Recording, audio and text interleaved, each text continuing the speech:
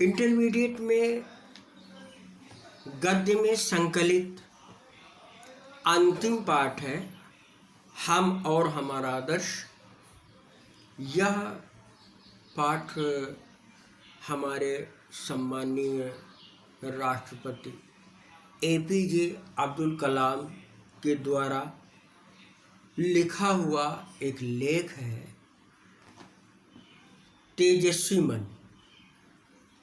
इस तेजस्वी मन से कुछ आवश्यक अंशों को संपादक ने निकाल करके आप लोगों के लिए हम और हमारा आदर्श के नाम से संकलित करके रखा है, संपादित करके रखा है। और ये जो संपादित करके रखा गया है, यह पाठ हमारी पाठ्यपुस्तक में एक वैचारिक निबंध के रूप में स्वीकृत है, एक वैचारिक निबंध के रूप में रखा गया है। इस निबंध में APJ अब्दुल कलाम जी बताते हैं कि मैं खासकर युवाओं से मिलता हूँ और युवाओं से मिलने का कारण यह है कि वे मानते हैं कि मैं युवाओं में अपना प्रतिबिंब, अपना अक्ष देखता हूँ। वो कहते हैं कि जैसे मेरा जन्म रामेश्वरम के पास एक द्वीप में हुआ और राष्ट्रपति वैज्ञानिक तथा राष्ट्रपति बनने तक की एक लंबी यात्रा तय की, और इस समय मेरे भी मन में विभिन्न प्रकार के विचार, विभिन्न प्रकार की कल्पनाएं आया करती थी। वैसी ही कल्पनाएं प्रत्येक नागरिक के, प्रत्येक छात्र के मन में हुआ करती हैं। वे बताते हैं कि कुछ लोग मानते हैं कि त्याग में जीवन बिताना श्रेष्ठ है। वे कहते हैं कि भौतिक वस्तुओं की इच्छा न रखना, इस बात की सीख निरंतर देना अच्छा है।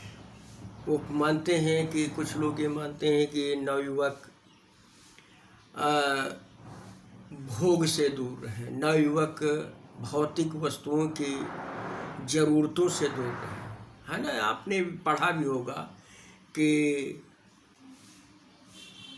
सुखार्थिनों को तो विद्या, विद्यार्थिनों को तो सुखम, विद्यार्थी व त्यजेत, सुखार्थी व त्यजेत विद्या, विद्यार्थी व त्यजेत सुखम। तो इसके अनुसार वे माना गया है कि वो भौतिक सुखों से दूर रहे। लेकिन वो कहते हैं कि यह बात नहीं है। वे कहते हैं, उनके कहने का मतलब यह है कि सुख सुविधाओं का समुचित उपयोग करना और यह प्रयास करना कि जो सुख सुविधाएं मैं स्वयं प्राप्त कर रहा हूँ वह अन्य नागरिकों को भी प्राप्त हो, यह भावना भी त्याग से कम नहीं। वे इसके लिए बताते हैं कि महात्मा गांधी त्याग में जीवन अपनाते थे और खुद वो बताते हैं कि मैं भी कमोबेश उसी प्रकार का जीवन अपनाने का पक्षधर हूँ।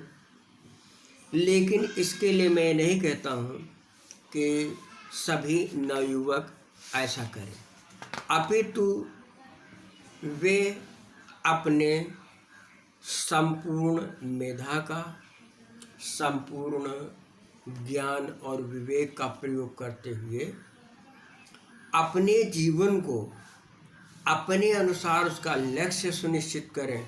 हाँ, यह बात अवश्य है कि उनका वह लक्ष्य नैतिक आदर्शों पर आधारित होना चाहिए, जिसके कारण वे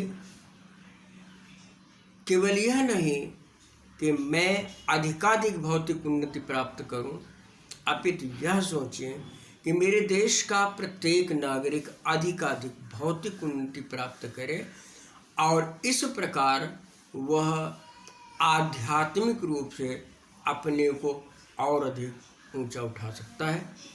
इस अंश को आप लोग ध्यान से पढ़ेंगे। इसके बाद इससे संबंधित अंशों की व्याख्या लिखवाई जाएगी। धन्यवाद।